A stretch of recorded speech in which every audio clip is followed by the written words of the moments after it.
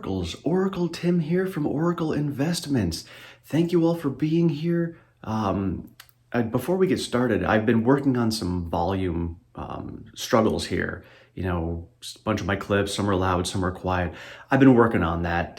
Please give me feedback. Let me know how I'm doing with that.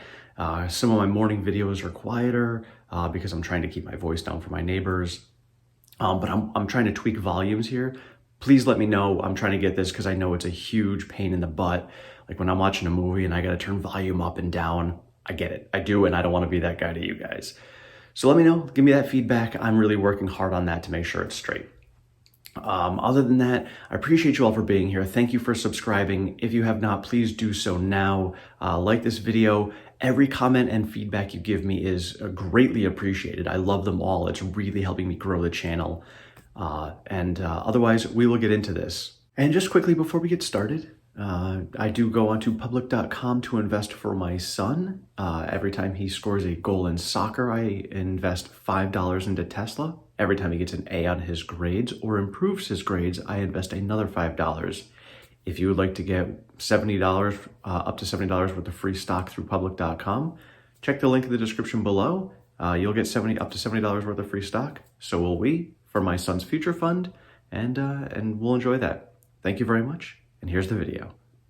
Right. So I think from Elon's perspective, I mean, we're already selling every car we're making. So the fact that we're now getting fleet orders, even though he might not see it as a huge significance from the financial perspective as far as, increasing sales, because sales are already as fast as they can go and will continue to ramp. But it was really, for me, about the fact that there was a fleet sale at all was huge. I mean, $4 billion worth of cars sold in one pop is significant. And I actually think it's just the tip of the iceberg, and that's why the stock rallied. Bingo. Ross hit this one spot on. This is just the tip of the iceberg. Hertz placing a fleet order, which, by the way, they did say is just their initial order. They're going to be ramping up more. Uber is getting involved. Looks like Hertz may even be doubling their order to 200,000. This is going to be quite insane. And because of the first ones in, they're, testing the waters. They were kind of in a desperation situation. They made this happen. And now other rental companies are going to start seeing this. And as soon as other rental companies start seeing Hertz having this profit and this extra money coming in and their expenses coming down, they're going to be like, ooh, light bulb, and they're going to start going. And then we're going to get more fleet orders and more fleet orders. And I'm sure this is why Elon has been saying all along that it's not a demand issue, it's a supply issue. Because they've got the demand, they've got the people who want these vehicles. We just need to get them out to them. But Ross, I mean, Musk himself said that this is a production ramp issue. I mean, are you at all worried that Tesla won't be able to meet these targets? How do you factor that in, especially when you hear it from the horse's mouth? Exactly, and that's what we were just discussing is, how are they going to ramp? But don't forget, we've got end of the year, they're going to be starting production in Austin, and shortly thereafter is going to be Berlin. We're going to get those two factories up and running, and those two are going to ramp at the same speed that Shanghai did. And Shanghai is up to producing, 500,000 vehicles a year already. And they haven't even gotten near full ramp. So you're going to have Shanghai continuing to ramping higher. You've got Fremont doubling or going up 50%. And you're going to have Austin and Berlin ramping up. And if you watched the last video I made about Ron Barron explaining how Elon solved the supply problem before it even happened, you'll understand how Tesla's going to have the supplies needed and how they're going to overcome any other extra supply chain hurdles in order to accomplish this feat. I'm seeing a probably 2 million car production in 2022. And so 100,000 cars, even if it's 200,000 for Hertz, that's 10%. They are still going to be able to ramp up and meet demand. And obviously demand is going to continue to grow. So if this is the same trend we're going to have, I can see the next 5 years being significantly higher deliveries and production going forward. Well, they're about to open the Tesla Gigafactory, which will increase production for them by at least 50%, I hope. And then Berlin is right after it with another increase. So we're looking at almost 100% increase in production, hopefully in the next 12 months as they ramp.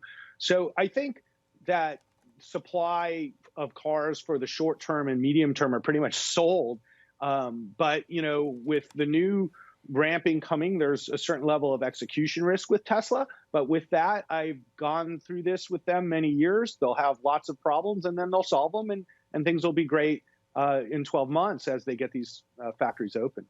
And that's really what it comes down to is Tesla and Elon know how to overcome problems. Just with Shanghai, we saw their margins dip because that's what happens. You have things that come up, you need to spend some money on issues to solve some problems, and then you go forward and you've got those problems resolved, and now you actually make more money because you solved a problem. They're going to have the exact same thing going forward with Austin and Berlin, and they're going to have some issues. And while they've solved a lot of them with Shanghai, these are in different regions. They're going to have different types of issues with personnel and governance and all that. And they're going to overcome this. They're going to figure it out, and they're going to become more profitable. So yeah, we're going to see probably margins maybe dip a little bit in the next 2 quarters. But they're doing this as they're ramping up, and they're going to ramp up. They're going to overcome these problems. And then by Q3 of next year, we're going to see an explosion of margin of easily 35% or more. So Ross, you think 12 months from now, we're sitting here in October of 2022, you think that Tesla will almost have completed delivering 100,000 cars to Hertz? No, I don't know what the timeline is for the actual deliveries. 14 and I don't months. know if It should have 14 yeah, months. Oh yeah, I did see that. Okay. But is it on the 14th month? Probably, because that's how Tesla is, So my guess is that's probably when they'll get them, like the 14th month.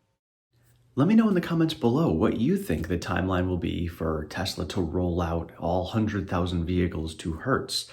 The way I look at it is they're going to be ramping up quite well, and they'll probably start a slow rollout, but they'll probably start cranking them out by the end of next year. And Ross may be right. It may be the 11th hour that they finally put out the last few of that 100,000, but there's so many backlog that they've got going on. And then don't forget, they're going to start ramping up production of Cybertruck at the end of next year in Austin. So, it could be that way. But keeping in mind that Hertz didn't say it's a US order, this is a global order. So they could be pumping these out. And they're all Model 3s, so it might be a Shanghai, majority push. The majority of them may come out of Shanghai. Who knows? Plus, the Shanghai models are usually less expensive. So that's probably where they're going to be coming from. That's just my guess. Let me know in the comments below where you think the Hertz order is going to be coming from. Thank you all for watching. I appreciate you being here. If you have not subscribed, please do so down below. Like this video and sign yourself up for notifications for all future videos. And we will see you later. Let's go.